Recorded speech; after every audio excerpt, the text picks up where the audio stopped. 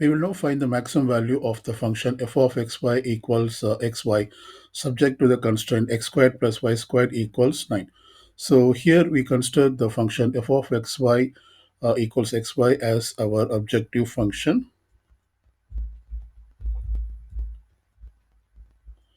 and we have the constraint function x squared plus y squared equals to 9.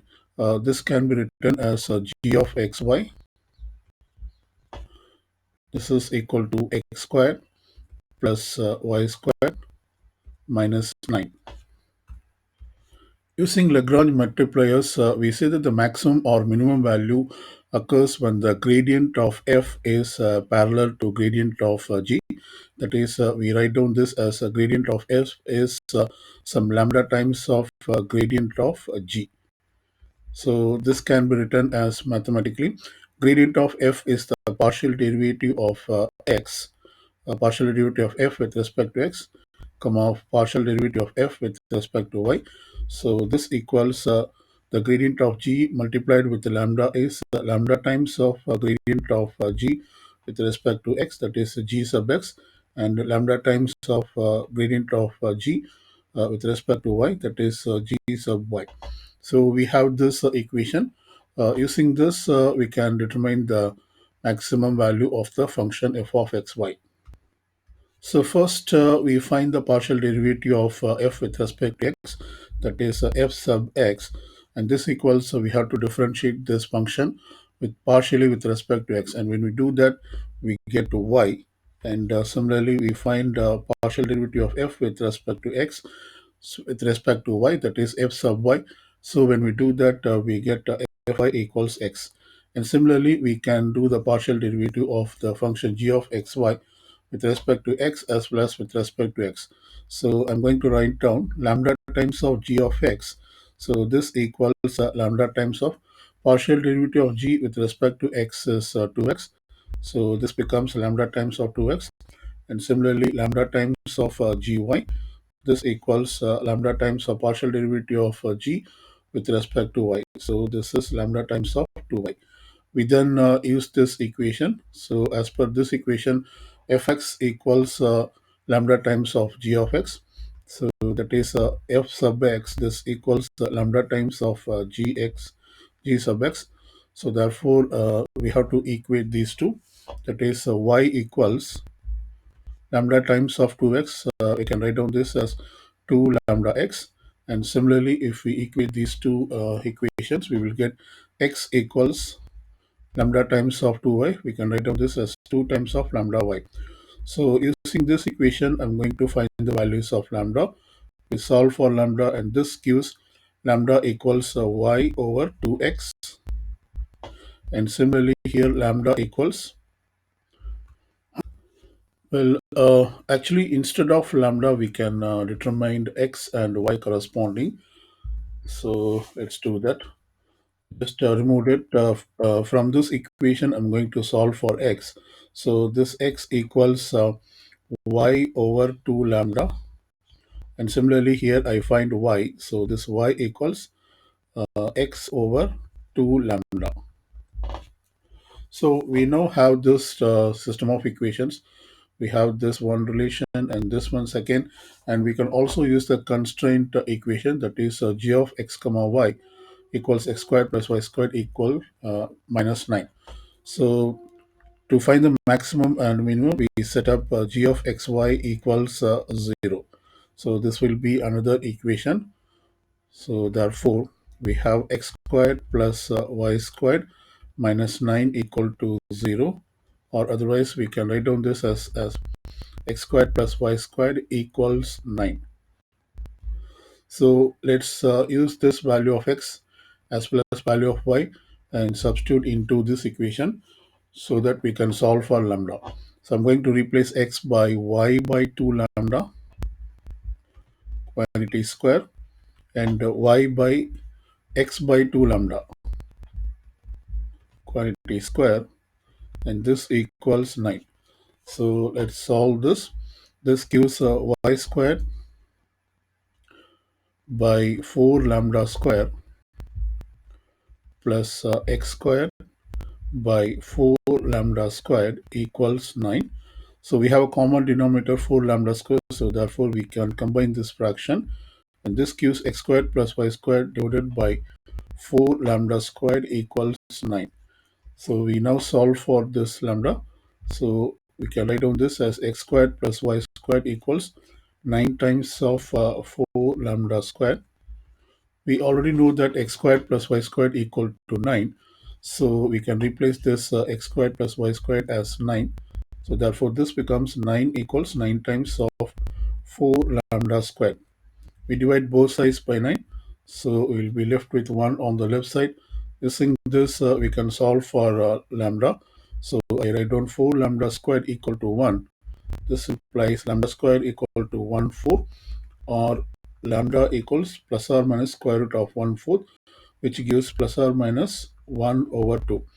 So we found the value of lambda equals plus or minus 1 over 2. We can utilize this value of lambda, substitute into the equation to determine the value of x, as well as the corresponding points, and find the maximum value. So now that we have determined the value of lambda, we will utilize both values of lambda and determine the points that we get as well as the maximum value. So first, I'm going to consider the value of lambda equals 1 half, and substitute in both equations.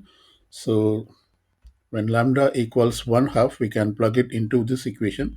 That is x equals y divided by 2 times of lambda, which is 2 times of 1 by 2. So these two will get cancelled. So this implies we get x equal to y, which means we can substitute this into the constraint equation, or this is one of the system of equations. So therefore, when we plug in x equal to y into this equation, we get y squared plus y squared equals 9. So this implies 2y squared equals 9. We can solve for y from this equation. So basically y square equals 9 over 2, and we have to take the square root, so we get the value of y. So this gives the value of y equals plus or minus square root of 9 over 2, which is square root of 9 over square root of 2. Square root of 9 is 3 divided by square root of 2. And when we rationalize this, we get plus or minus 3 times of root 2 over 2. So we get the value of y as plus or minus 3 root 2 over 2. So which means when we plug it into this equation, we get the points as when y equal to positive 3 over 3 times of root 2 over root 2, x is exactly the same, that is 3 root 2 over root 2. So this is one point. And similarly, when x is negative 3, I'm sorry, y is negative 3 root 2 over 2, x is also the exactly same. So therefore, we get the point negative 3 root 2 over 2. And this is another point. So we got these 2 points when we utilize the value of lambda equals positive 1 by 2. And similarly, we will now utilize the value of lambda equals negative 1 by 2. So I'm going to plug in lambda equal to negative 1 by 2 into one of this equation. Maybe I can plug it in the same equation. That is x equals y by 2 lambda. So I'm using x equals y by 2 lambda. That is lambda is negative 1 by 2. And this gives this 2 will get cancelled. Y divided by minus 1 is x negative y. So this gives x equal to negative y. So we can substitute this into the constraint or the g of x equation one more time. And when we do that, x squared plus y squared equal to 9. So x squared is negative y quantity square plus y squared equal to 9. So once again, we get negative y squared is y squared. So y squared plus y squared is 2y squared. So we get 2y squared equals 9. It is exactly the same as we solved before. So we are going to get the same value of y, that is y equals plus or minus 3 root 2 divided by 2. So we get plus or minus 3 root 2 over 2. However, this time we have the relation x equal to negative y. So when we use the point y equals 3 root 2 over 2, basically the x is the negative of y. So I have to put negative of 3 root 2 over 2. So this is another point. And when I use y equal to negative of 3 root 2 over 2, x is basically the negative of this quantity. That is, this will become positive. So it becomes 3 root 2 over 2. So basically we got 4 points. That is these 2 points as well as these 2 points.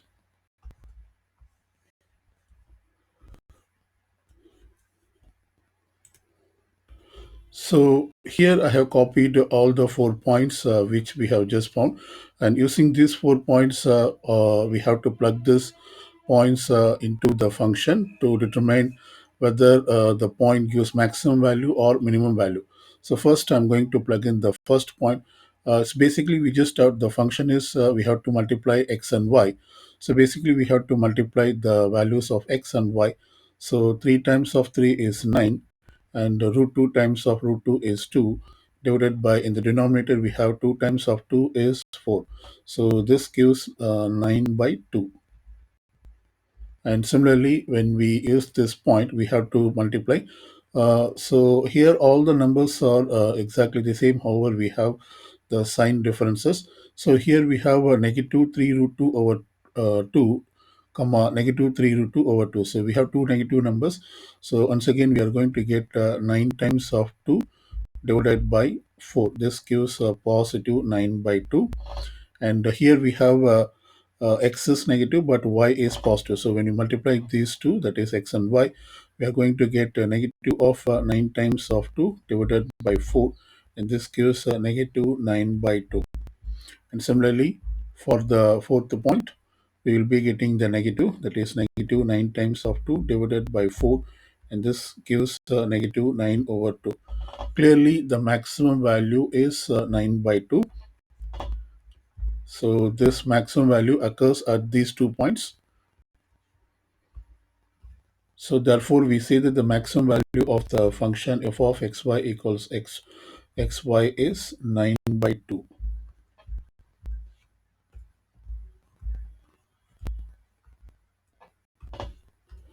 or 4.5 in decimals.